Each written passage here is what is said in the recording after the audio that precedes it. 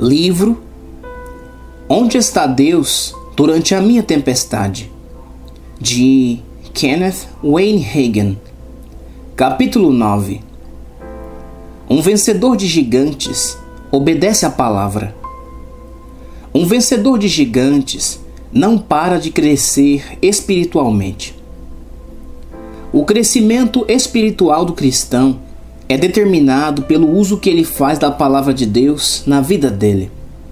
Os que progridem espiritualmente, tornando-se vencedores de gigantes, agem de acordo com as Escrituras e mantêm-se fiel a ela e em obedecê-la. Aceitar Cristo como Salvador pessoal é o máximo que algumas pessoas maltratadas e derrotadas pelas adversidades conseguem. Elas podem amar o Senhor, mas não passam de bebês espirituais e não possuem instrumentos para enfrentar os gigantes que se colocam entre elas e a vida planejada por Deus. Assim, como o bebê nasce e desenvolve-se naturalmente, nós precisamos de crescimento espiritual.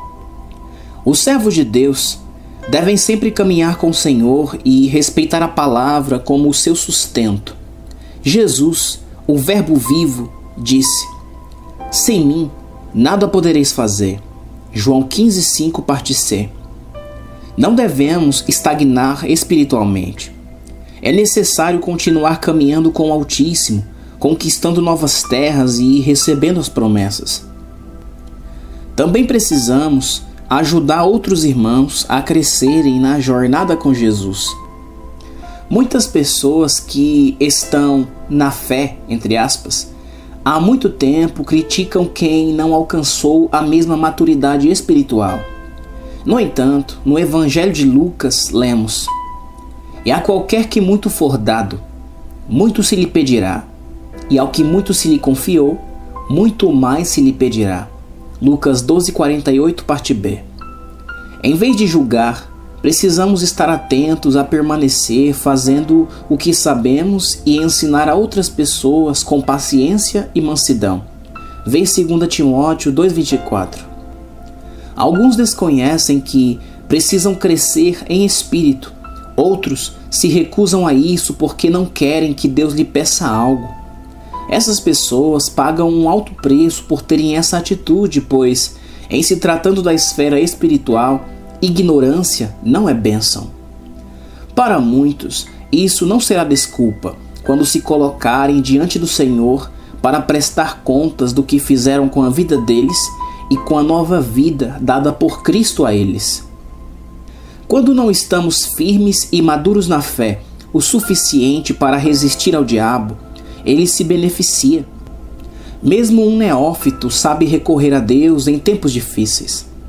Entretanto, quem se recusa a crescer espiritualmente não pode alegar desconhecer as circunstâncias quando as tempestades da adversidade começarem a soprar e os gigantes aparecerem. Essas pessoas são chamadas à maturidade espiritual, assim como são todos os que entregam o coração ao Senhor. Um vencedor de gigantes abençoa outras vidas com o que tem. É fácil dar tapinha nas costas de quem precisa e confortar essa pessoa dizendo que o Altíssimo vai suprir as necessidades dela, ou mesmo orar por isso. De certo, devemos interceder pelos outros. Entretanto, a palavra de Deus ensina que, se temos condições de ajudar os necessitados, devemos assisti-los sem fazer ouvido de mercador e esperar que outra pessoa se disponha a fazer. 1 João 3, do 16 ao 18. Conhecemos o amor nisto, que ele deu a sua vida por nós, e nós devemos dar a vida pelos irmãos. Quem, pois, tiver bens do mundo, e vendo o seu irmão necessitado lhe cerrar o seu coração, como estará nele a caridade de Deus? Meus filhinhos, não amemos de palavra nem de língua, mas por obra e em verdade. Essa passagem fala de amar o irmão por obra e em verdade, não apenas com palavras. Às vezes, as pessoas não precisam de um tapinha nas costas ou de uma citação bíblica, tanto quanto necessitam de algo para comer. Quem quer vencer gigantes deve estender a mão da bênção a fim de levar conforto a quem carece de algo.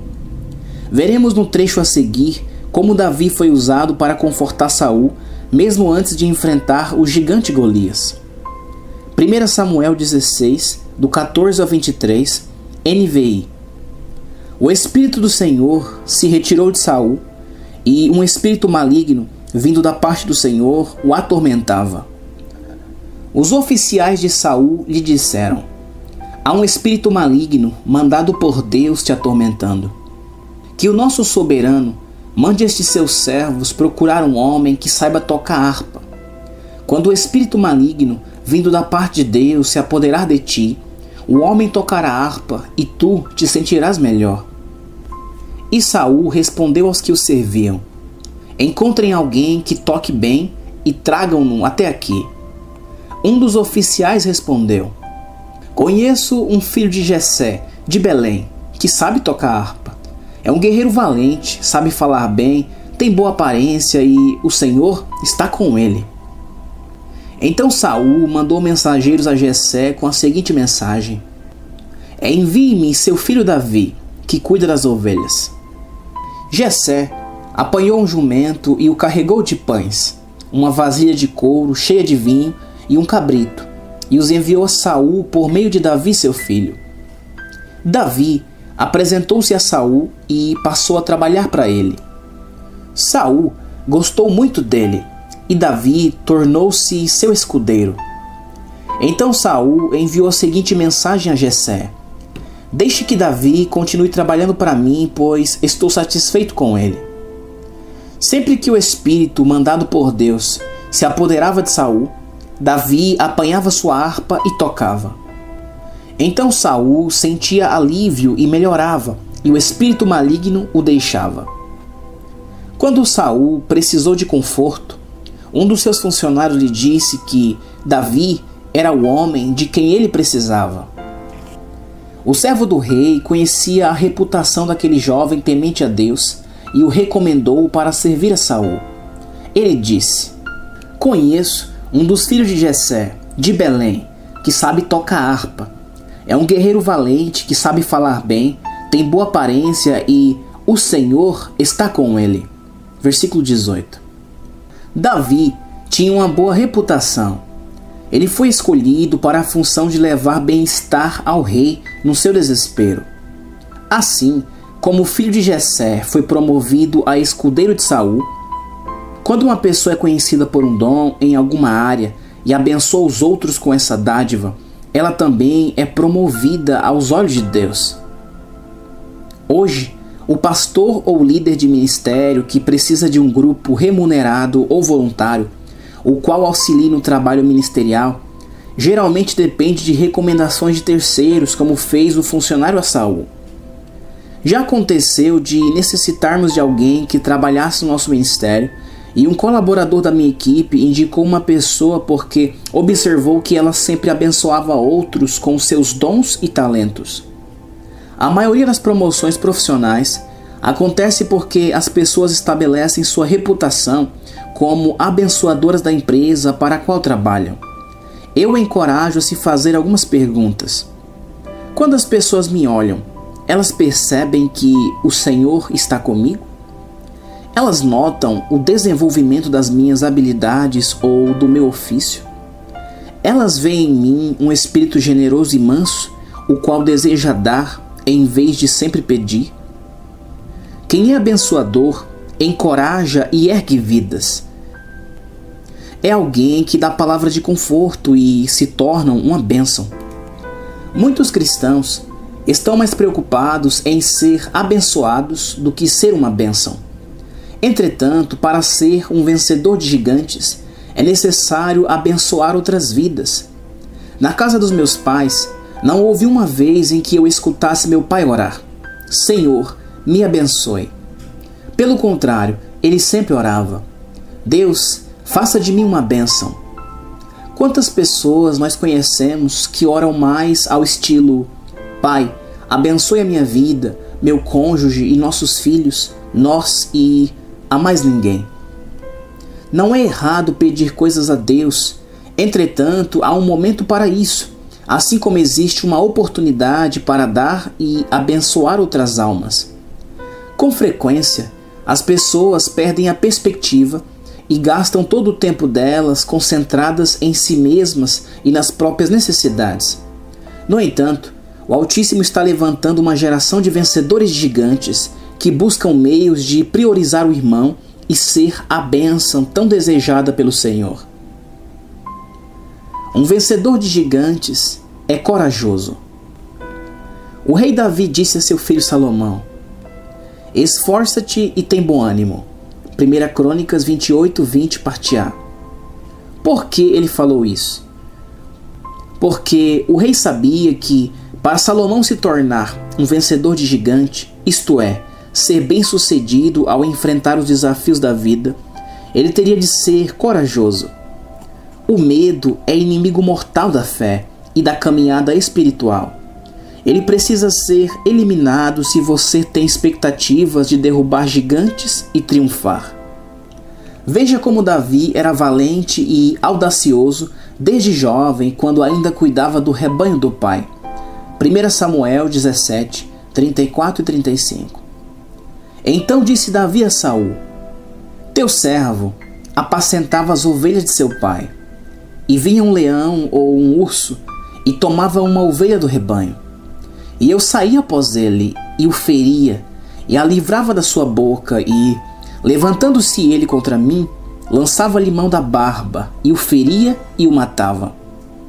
Davi não estava inventando essa história. Ele a contou para Saul. Quando um leão ou um urso roubava uma ovelha do rebanho do meu pai, eu ia atrás do animal e pegava a minha ovelha de volta. E no momento em que o leão ou o urso se levantava contra mim, eu o agarrava e o matava. Davi não aceitou sentir medo. Se você deseja vencer as atribulações, é necessário ter a mesma atitude contra o inimigo. Se Satanás roubou algo seu, você tem de falar como filho de Jessé: isso não lhe pertence, eu o quero de volta. Pela fé, você precisa pegar de volta o que é seu: sua saúde, suas finanças e daí por diante. Se o maligno protestar, será preciso combatê-lo duramente com a espada da palavra de Deus. O jovem que não se acovardou diante de Golias tinha a coragem como característica cristã. Depois de relatar a Saul suas experiências com os animais que tentaram aprisionar o rebanho do pai, Davi acrescentou: assim feriu teu servo, o leão como o urso. Assim será este incircunciso filisteu, como um deles, porquanto afrontou os exércitos do Deus vivo. 1 Samuel 17:36. Ao enfrentar o gigante filisteu, Davi não esperou que o adversário sacasse a arma. 1 Samuel 17:48. E sucedeu que, levantando-se o filisteu e indo encontrar-se com Davi, apressou-se Davi e correu ao combate, a encontrar-se com o filisteu. É comum os cristãos não se prepararem e aguardarem o gigante investir feroz contra a vida deles. Em vez de se levantarem com a palavra de Deus a qualquer indício de sintoma físico, por exemplo, eles esperam até que o médico lhes dê um diagnóstico desfavorável. Em vez de combaterem um pequeno declínio no poder aquisitivo, lançando mão das escrituras, eles esperam até que a situação fique muito ruim. Para vencer gigantes, é preciso ter coragem e iniciativa para enfrentar o oponente ao primeiro sinal de ameaça. Não tenha uma atitude do tipo: vamos esperar para ver como ficarão as coisas. Seja agressivo com a palavra do Senhor no coração e nos lábios, e não deixe que o diabo se estabeleça ou ganhe espaço na sua vida. Pela manhã, gosto de dizer o seguinte ao me levantar: glória a Deus, pois pelas pisaduras de Jesus eu estou sarado. Ele levou de mim toda a enfermidade e doença. Eu sou forte no Senhor e no seu poder. Eu sou curado, pleno, próspero e mentalmente saudável.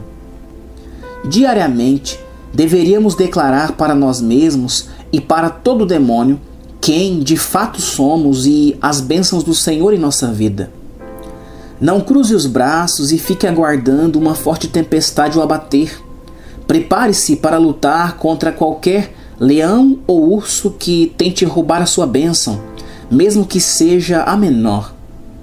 Assim, quando os gigantes da vida quiserem se erguer para lhe combater, eles não serão páreo para o poder e a intrepidez do santo que se levanta no seu íntimo para guerrear. Um vencedor de gigantes não deixa uma tarefa incompleta. Após encravar uma pedra na testa de Golias, derrubando, Davi deu um fim no adversário diante dos exércitos filisteus que tanto confiavam no gigante. 1 Samuel 17, do 49 ao 51. E Davi meteu a mão no alforje e tomou dali uma pedra, e com a funda lá atirou, e feriu o filisteu na testa, e a pedra se lhe cravou na testa, e caiu sobre o seu rosto em terra. Assim, Davi prevaleceu contra o filisteu, com uma funda e com uma pedra, e feriu o filisteu, e o matou, sem que Davi tivesse uma espada na mão. Pelo que correu Davi, e pôs-se em pé sobre o filisteu, e tomou a sua espada de Golias, e tirou-a da bainha, e o matou, e lhe cortou com ela a cabeça.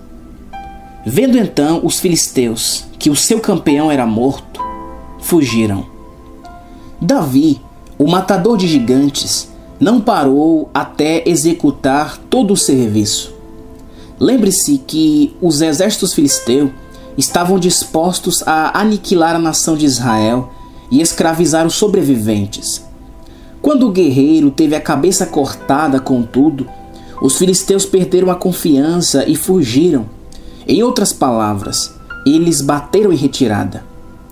Entretanto, os exércitos de Israel os perseguiram e os derrotaram por completo, tomando o despojo dos campos inimigos.